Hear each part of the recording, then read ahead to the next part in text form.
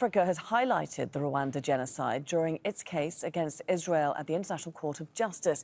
It says the international community failed to prevent the atrocities from being committed back in 1994 and warns history should not be repeated. Victoria Gatenby reports. The genocide in Rwanda unfolded in full view of the world.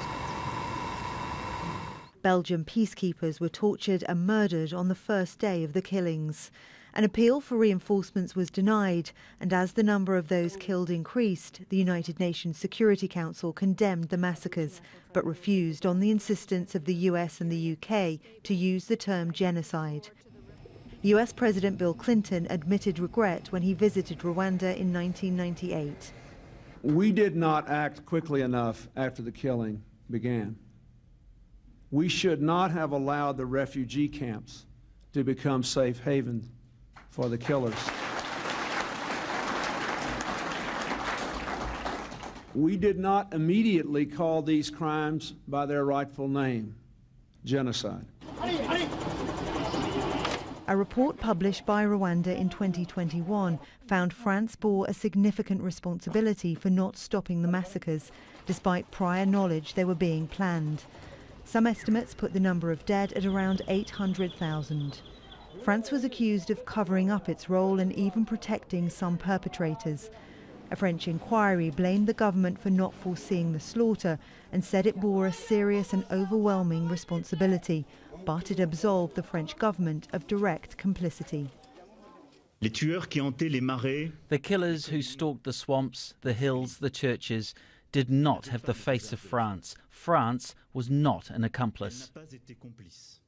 South Africa has filed a case against Israel at the International Court of Justice, accusing it of carrying out genocide in Gaza, and says history should not be repeated. Rwanda stands out as a stern and severe rebuke to all of us for having failed, for the international community having failed to prevent it from happening. Let us not have it live with the same regret when it comes to Palestine. The International Criminal Tribunal for Rwanda, based in Tanzania, convicted 61 people for their role in the killings. Hundreds of thousands more have faced trial in community courts in Rwanda. 30 years on, many see the failings that led to that genocide as a timely lesson, and one that's never seemed more relevant. Victoria Gatenby, Al Jazeera. Well, Charles Petrie is former Assistant Secretary-General of the United Nations and United Nations Deputy Coordinator in Rwanda during the 1994 genocide. He joins us now from Amman. Good to have you with us. You arrived, Mr. Petrie, in Rwanda about a month into the genocide. Tell us about your role there and the particular challenges you faced there as a UN representative. Yes, thank you for having me. Yeah, no, I arrived, you're right, in May, early May 94, a month into the genocide. About half of the people who were to be murdered were killed. As the Deputy Humanitarian Coordinator, my responsibility was to try and get a better sense of what was happening on the ground, reporting it to New York, and then also facilitating the activities of the different humanitarian partners.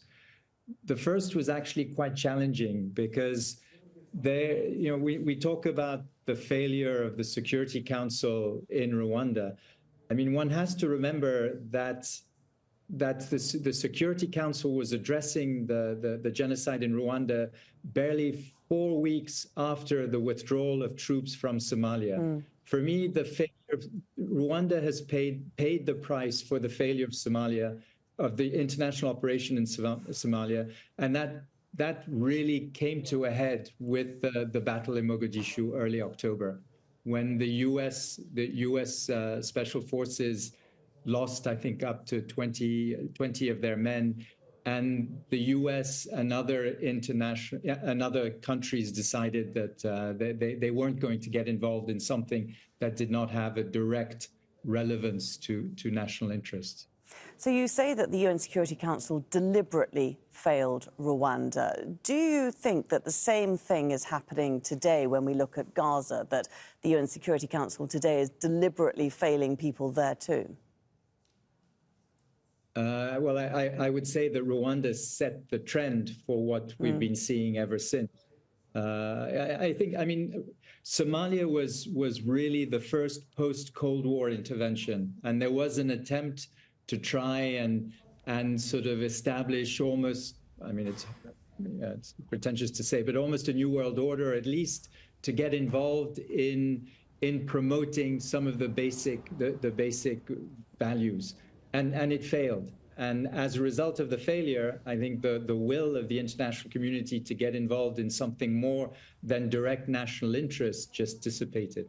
So the man that our correspondent was talking to just then said that the world has not learned from the lessons of Rwanda. Would you agree with that? Well, I think the world has become almost Darwinian. So it's not a question of not learning. It's a question of the forces that are confronting each other. It's just what this new world order looks like. And it makes it exceedingly difficult to sort of push through basic principles in such a context. When we talk about progress happening in Rwanda, this drive for reconciliation, we've heard a lot of people saying that it seems somewhat forced, that it's too politicized. When you're looking at Rwanda today, are you seeing a nation that has healed, or is there still a long way to go? I think one doesn't heal overnight from such a traumatic event. Look at Israel today and how much the Holocaust has defined, the trauma of the Holocaust has defined the politics and society. It's exactly the same thing in Rwanda. There's a trauma.